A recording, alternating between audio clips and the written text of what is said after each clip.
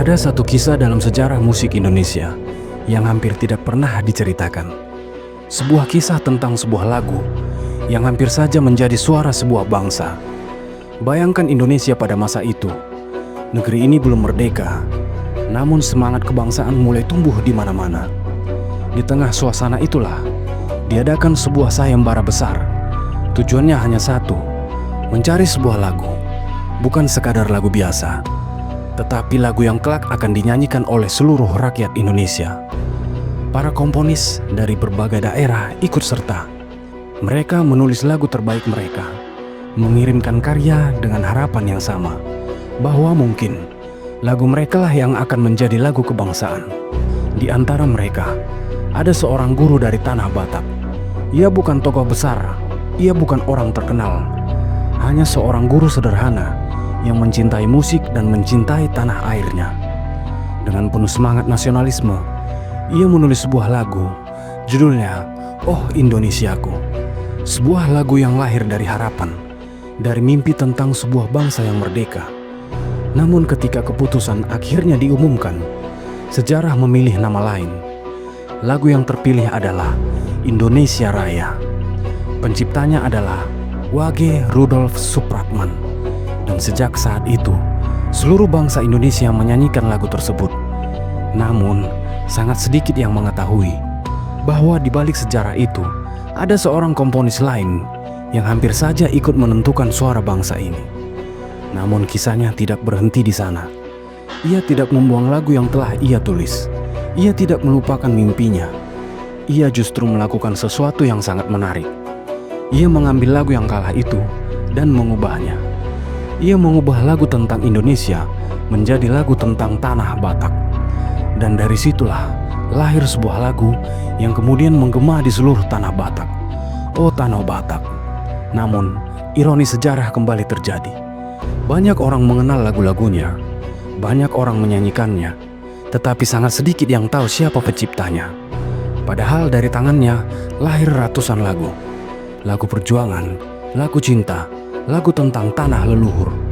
Dan di antaranya, ada satu lagu yang bahkan dikenal hampir di seluruh Indonesia, Butet.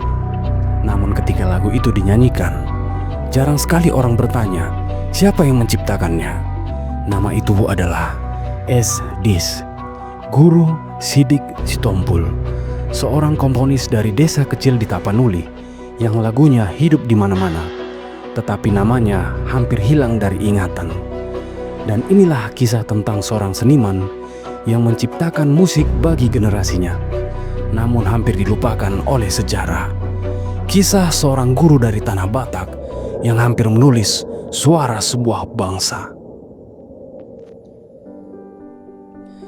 Pada tanggal 10 Desember 1904, di sebuah desa kecil di Tapanuli Utara, lahirlah seorang anak laki-laki yang kelak akan meninggalkan jejak besar dalam sejarah musik Batak. Desa itu bernama Pangurdotan Sigompulon di wilayah Pahayjulu, daerah pegunungan yang tenang, dikelilingi sungai, hutan, dan kehidupan desa yang sederhana. Di tempat inilah Sidik Sitompul tumbuh. Sejak kecil, hidupnya tidak jauh dari dunia musik. Nyanyian gereja, lagu rakyat, dan suara alam menjadi bagian dari kehidupannya sehari-hari. Desiran angin di pepohonan, aliran sungai yang mengalir di lembah, dan suara nyanyian masyarakat Batak dalam berbagai acara adat. Semua itu perlahan membentuk kepekaan musikal dalam dirinya.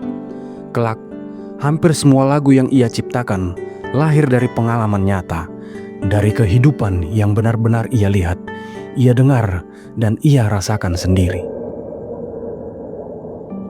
Ketika dewasa, Sidik Sitompul menjalani berbagai pekerjaan. Ia pernah bekerja di perusahaan Bumi Putra. Ia juga menjadi seorang guru dan kemudian menjadi pengkhotbah gereja. Karena itu, masyarakat mengenalnya sebagai Guru Sidik Sitompul. Namun di balik profesinya sebagai guru, ada satu dunia yang selalu hidup di dalam dirinya, musik. Ia sering membawa pulpen dan kertas kemanapun ia pergi. Jika sebuah ide muncul, jika sebuah perasaan menyentuh hatinya, ia akan segera menuliskannya. Semua lagu ciptaannya ditulis dengan not angka, dan hampir semuanya ia tulis dengan tangan sendiri. Sebagian besar manuskrip itu hingga hari ini masih disimpan oleh keluarganya sebagai saksi dari perjalanan seorang komponis besar dari tanah Batak. Ada satu hal unik dari namanya. Banyak orang mengira nama S-Dis adalah singkatan dari Sidik Sitompul. Namun sebenarnya tidak. Nama itu berasal dari tangga nada musik. Dalam teori musik, tangga nada S sering juga disebut dis. Sidik Sitompul sangat gemar menggunakan tangga nada ini dalam lagu-lagunya. Karena itulah ia dikenal sebagai S-Dis, sebuah nama yang lahir langsung dari dunia musik. Pada masa itu, Indonesia masih berada di bawah penjajahan Belanda. Namun, semangat kebangsaan mulai tumbuh di berbagai daerah. Di tengah suasana itulah diadakan sebuah sayembara untuk menciptakan lagu kebangsaan Indonesia. Sayembara ini diikuti oleh banyak komponis dari berbagai daerah. Di antara peserta tersebut terdapat 2 orang komponis Batak. Yang pertama adalah Nahum Situmorang. Yang kedua adalah Sidik Sitompul. Sidik Sitompul menciptakan sebuah lagu berjudul Oh Indonesiaku. Lagu ini lahir dari semangat nasionalisme yang kuat. Namun, akhirnya sayembara itu dimenangkan oleh seorang pemuda lain. Namanya Wage Rudolf Supratman. Dengan lagu yang kemudian dikenal oleh seluruh bangsa Indonesia, Indonesia Raya. Sejarah pun mencatat nama Supratman sebagai pencipta lagu kebangsaan Indonesia. Namun bagi Sidik Sitompul, kisah itu tidak berhenti di sana. Ia tidak membuang lagu yang telah ia ciptakan. Ia tidak melupakannya. Ia justru melakukan sesuatu yang sangat menarik. Ia mengubah lirik lagu Oh Indonesiaku. Ia menggantinya dengan lirik tentang tanah Batak, tentang kebanggaan akan tanah leluhur. Dan dari situlah lahir sebuah lagu yang kemudian menjadi sangat terkenal, Oh Tanah Batak. Sebuah lagu yang hingga hari ini masih dinyanyikan dengan penuh kebanggaan oleh masyarakat Batak di seluruh dunia. Namun karya Sidik Sitompul tidak berhenti di situ. Sepanjang hidupnya, ia menciptakan ratusan lagu. Beberapa di antaranya kemudian menjadi lagu-lagu klasik Batak yang sangat terkenal, seperti Otano Batak, Aek Sarula, Anjuau, Sengko Sengko, Sing Sing So, Nasonang Do Hitana Dua, Borhat Madainang, Dong di Tonga Borngin, Manigati Lungun, dan banyak lagi. Namun di antara semua lagu itu, ada satu lagu yang menjadi sangat terkenal. Sebuah lagu yang dikenal hampir di seluruh Indonesia, Butet. Lagu Butet memiliki cerita yang sangat menyentuh. Lagu ini lahir dari masa perjuangan melawan penjajah Belanda di Tapanuli. Pada masa itu, banyak pria Batak meninggalkan rumah. Mereka pergi berjuang di hutan, di medan perang. Sebagian besar dari mereka adalah ayah, suami, anak laki-laki. Dan di rumah yang tertinggal adalah para ibu dan anak-anak. Lagu Butet menggambarkan sebuah momen sederhana. Seorang ibu menidurkan anak perempuannya. Sambil menenangkan sang anak, ia menyanyikan sebuah lagu. Namun di balik nyanyian itu tersimpan kerinduan yang dalam. Kerinduan kepada suaminya yang sedang berjuang di medan perang. Ia berharap suatu hari suaminya akan kembali. Ia berharap anaknya akan tumbuh besar, menjadi kuat, menjadi penerus perjuangan ayahnya. Kata Butet sendiri adalah panggilan sayang untuk anak perempuan dalam budaya Batak. Karena itulah lagu ini terasa sangat emosional. Ia bukan sekadar lagu pengantar tidur. Ia adalah doa. Ia adalah harapan. Ia adalah ratapan dari seorang ibu yang menunggu kepulangan suaminya dari perang. Ada pula lagu lain yang lahir dari kisah yang sangat berbeda. Lagu itu berjudul Sing Sing So. Lagu ini memiliki nuansa romantis. Konon, lagu ini terinspirasi dari perjalanan Sidik Sitompul sendiri. Suatu hari ia berjalan jauh dari kampungnya di Pahai Julu menuju Tarutung.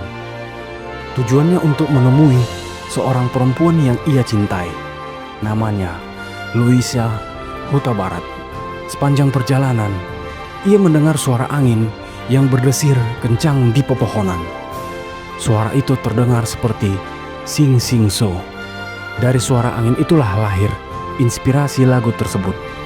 Sebuah lagu yang menggambarkan harapan.